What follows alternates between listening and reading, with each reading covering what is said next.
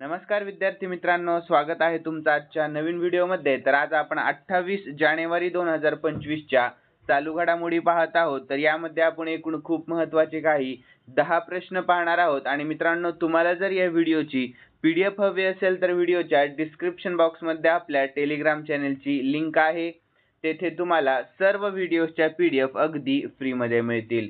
तर मित्रांनो, थोडाही वेळ वाया न घालवता आपण या व्हिडिओला सुरुवात करूयात। तर या अगोदर आपण कालच्या चालू घडामोडी पाहून घेऊयात। तर कालचा पहिला प्रश्न होता, ग्लोबल फायर पॉवर इंडेक्स 2025 मध्ये भारत कोणत्या स्थानावर आहे? तर चौथ्या स्थानावर आहे आपला भारत देश। तर 76व्या प्रजासत्ताक दिन सोहळ्यात सहभागी होण्यासाठी कोणत्या देशाचे राष्ट्रपती प्रोबोवो सुबियांतो दिल्लीमध्ये पोहोचले आहे? तर इंडोनेशिया। यानंतर 15वा राष्ट्रीय मतदार दिवस कधी साजरा करण्यात आला? तर 25 जानेवारी रोजी। यानंतर मित्रांनो, फिक्की फ्रेमचा नवीन ब्रँड अँबॅसेडर कोण बनला आहे? तर आयुष्यमान खुराना। यानंतर प्रजासत्ताक दिनानिमित्त भारत बांगलादेश सीमेवर कोणत्या दलाने म्हणजेच OPS अलर्ट सराव सुरू केला आहे? तर सीमा सुरक्षा दलाने। यानंतर अंडर 19 महिला विश्वचषक स्पर्धेत हॅट्रिक घेणारी पहिली भारतीय कोण ठरली? तर वैष्णवी शर्मा ठरली आहे। यानंतर नुकतीच पहिली भारतीय अमेरिकन द्वितीय महिला कोण बनली? तर उषा वंश बनली आहे। ठीक आहे, लक्षात ठेवा। यानंतर राष्ट्रीय बालिका दिवस 2025 कधी साजरा केला जातो? तर 24 जानेवारी रोजी। यानंतर राष्ट्रीय पर्यटन दिन 2025 कधी साजरा केला जातो? तर 25 जानेवारी रोजी साजरा केला जातो। यानंतर कालचा शेवटचा प्रश्न होता, तर 24 जानेवारी 2025 रोजी कोणत्या राज्याने स्थापना दिवस साजरा केला आहे? तर उत्तर प्रदेश या राज्याने। तर यानंतर विद्यार्थी मित्रांनो, आपण आजच्या चालू घडामोडी पाहून घेऊयात। आणि आजचा पहिला प्रश्न आहे, नुकतेच आयर्लंडचे नवे पंतप्रधान कोण झाले आहेत? तर याचे योग्य उत्तर ऑप्शन डी, मायकेल मार्टिन झाले आहेत। कोण? तर मायकेल मार्टिन। यानंतर आपण याविषयी महत्त्वाची माहिती पाहून घेऊयात। तर मायकेल मार्टिन दुसऱ्यांदा आयर्लंडचे पंतप्रधान म्हणून निवडून आले आहेत। तर फियाना फेल आणि फाईन गेल यांनी 1937 पासून आयरिश राजकारणावर वर्चस्व गाजवले आहे। यानंतर ही युती फियाना फेल आणि फाईन गेल मधील दुसरी भागीदारी देखील आहे। तर 1937 पासून दोन्ही पक्षांचे आयरिश राजकारणावर वर्चस्व आहे। यानंतर मित्रांनो, तर 64 वर्षीय मायकेल मार्टिन यांनी यापूर्वी 2020 ते 2022 पर्यंत आयर्लंडचे पंतप्रधान म्हणून काम केले होते, हेही लक्षात ठेवा। तर युती करारानुसार फाईन गेलचे सायमन हॅरिस 2027 मध्ये आयर्लंडचे पंतप्रधान होतील। यानंतर मित्रांनो, दुसरा प्रश्न आहे आजचा, तर जानेवारी 2025 च्या विश्लेषणानुसार हवामान बदलामुळे 2040 पर्यंत कोणत्या देशाचा याला ग्लेशियर नाहीसा होईल? तर योग्य उत्तर ऑप्शन सी, नेपाळ या देशाचा। कोणत्या? तर नेपाळ या। तर याविषयी महत्त्वाची माहिती पाहूयात। तर याला ग्लेशियर नेपाळच्या सर्वाधिक अभ्यासलेल्या हिमनद्यांपैकी एक आहे। तर तो 2040 च्या दशकामध्ये नाहीसा होण्याची अपेक्षा आहे। तर निरीक्षण सुरू झाल्यापासून याला ग्लेशियरच्या क्षेत्रफळात आणि खंडामध्ये लक्षणीय घट दिसून आलेली आहे। तर ग्लेशियरचे क्षेत्रफळ देखील 36% ने कमी झाले आहे। यानंतर नेपाळविषयी शॉर्टमध्ये महत्त्वाची माहिती, तर पंतप्रधान KP शर्मा ओली, सध्याचे राष्ट्रपती रामचंद्र पौडेल आणि राजधानी आहे काठमांडू। ठीक आहे मित्रांनो, लक्षात ठेवा।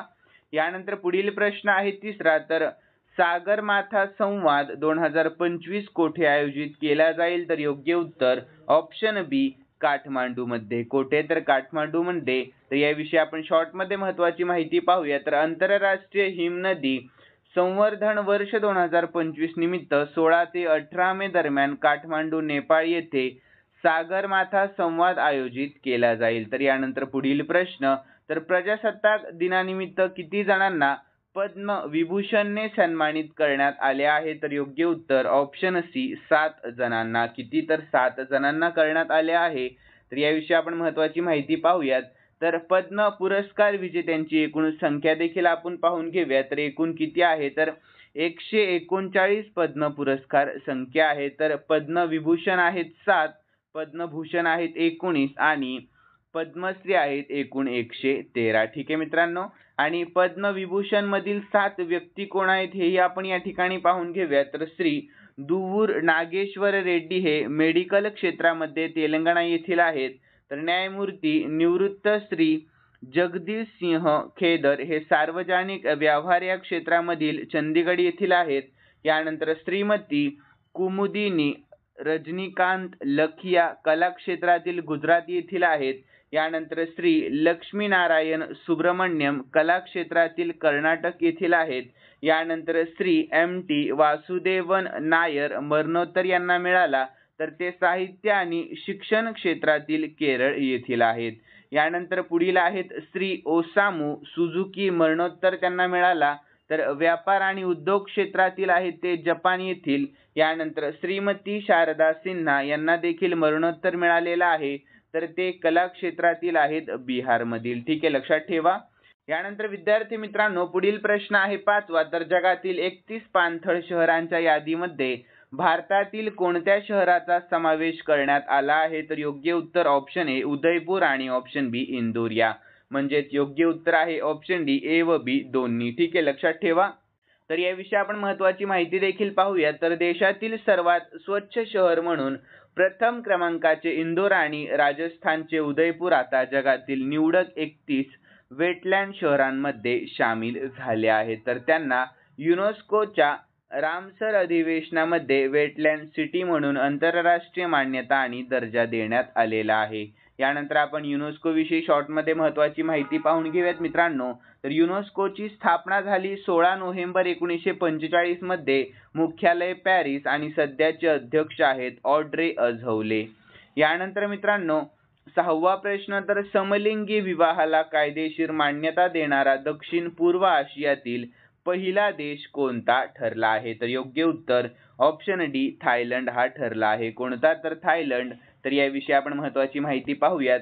तर समलिंगी विवाह विधेयक 2024 मध्ये थाई संसदेने मंजूर केले आहे. तर यानंतर यासह थायलंड हा दक्षिण पूर्व आशियातील पहिला देश बनला आहे ज्याने समलिंगी जोडप्यांना विवाह करण्यास मान्यता दिली आहे. तर थायलंड विषयी शॉर्ट मध्ये महत्त्वाची माहिती. राजधानी आहे बँकॉक, चलन आहे थाई बात आणि सध्याचे राष्ट्रपती पेतोंग शिनावात्रा आहेत.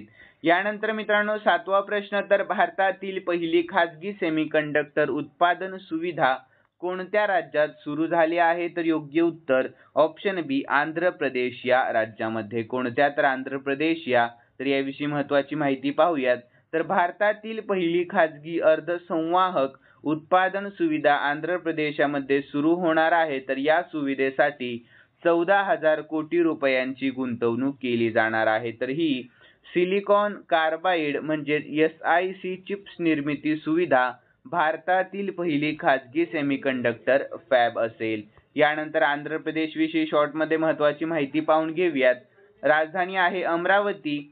सध्याचे मुख्यमंत्री N चंद्रबाबू नायडू आणि सध्याचे राज्यपाल आहेत सय्यद अब्दुल नजीर. यानंतर राष्ट्रीय उद्याने आहेत. तर पापीकोंडा राष्ट्रीय उद्यान, राजीव गांधी रामेश्वरम राष्ट्रीय उद्यान आणि श्री व्यंकटेश्वर राष्ट्रीय उद्यान. लक्षात ठेवा. यानंतर पुढील प्रश्न आहे 8वा. तर अलीकडेच कोणत्या संस्थेला सुभाषचंद्र बोस आपत्ती व्यवस्थापन पुरस्कार 2025 साठी नामांकन मिळालेले आहे? तर योग्य उत्तर ऑप्शन ए इन्कॉयसिस या. कोणत्या? तर इन्कॉयसिस. तर यानंतर आपण याविषयी महत्त्वाची माहिती पाहून घेऊया. तर इन्कॉयसिस म्हणजे काय? तर Indian national centre for ocean information services. तर याची आपत्ती व्यवस्थापनातील उत्कृष्ट कार्यासाठी संस्थात्मक श्रेणींमध्ये सुभाषचंद्र बोस आपत्ती व्यवस्थापन पुरस्कार 2025 साठी निवड करण्यात आलेली आहे. तर सुभाषचंद्र बोस आपत्ती व्यवस्थापन पुरस्कार भारत सरकारकडून दरवर्षी 23 जानेवारी रोजी नेताजी सुभाषचंद्र बोस यांच्या जयंती दिवशी जाहीर केला जातो. यानंतर 2021 पासून भारत सरकार दरवर्षी 23 जानेवारी हा दिवस पराक्रम दिवस म्हणून साजरा करत असते. यानंतर पुढील प्रश्न आहे 9वा. तर कोणत्या देशाच्या राष्ट्रपतींनी शॉन कुरन यांची गुप्त सेवा संचालक म्हणून नियुक्ती केली आहे? तर याचे योग्य उत्तर ऑप्शन ए अमेरिका या. कोणत्या? तर अमेरिका या. यानंतर पुढील प्रश्न आहे 10वा, तर आंतरराष्ट्रीय बाजरी महोत्सवच्या 6व्या आवृत्तीचे अलीकडेच कोठे आयोजन करण्यात आले आहे? तर याचे योग्य उत्तर ऑप्शन सी बेंगळुरू मध्ये करण्यात आले आहे. कोठे? तर बेंगळुरू, कर्नाटक मध्ये. तर यानंतर पुढील प्रश्न, तर ऑस्ट्रेलियन ओपन 2025 चे महिला एकेरीचे विजेतेपद कोणी जिंकले? तर याचे योग्य उत्तर ऑप्शन ए मॅडिसन कीज यांनी. कोणी? तर मॅडिसन कीज यांनी. ठीक आहे, लक्षात ठेवा. यानंतर आपण याविषयी शॉर्टमध्ये महत्त्वाची माहिती पाहूया. तर अमेरिकन मॅडिसन कीजने ग्रँड स्लॅम ट्रॉफीवर कब्जा केला आणि ऑस्ट्रेलियन ओपन महिला विजेतेपद जिंकण्यासाठी गत विजेत्या आर्यना सबलेंका हिचा पराभव केला आहे. यानंतर पुढील प्रश्न आहे 12वा आणि शेवटचा प्रश्न आहे मित्रांनो, तर ऑस्ट्रेलियन ओपन 2025 चे पुरुष एकेरीचे नुकतेच विजेतेपद कोणी जिंकले आहे? तर याचे योग्य उत्तर ऑप्शन सी जेनिक सिनरने जिंकले आहे. कोणी? तर जेनिक सिनरने. तर यानंतर आपण याविषयी महत्त्वाची माहिती देखील पाहून घेऊया. तर जगातील अव्वल क्रमांकाचा टेनिसपटू जेनिक सिनरने जर्मनीच्या अलेक्झांडर झ्वेरेवचा पराभव करून सलग दुसऱ्यांदा ऑस्ट्रेलियन ओपन पुरुष एकेरीचे विजेतेपद राखले आहे.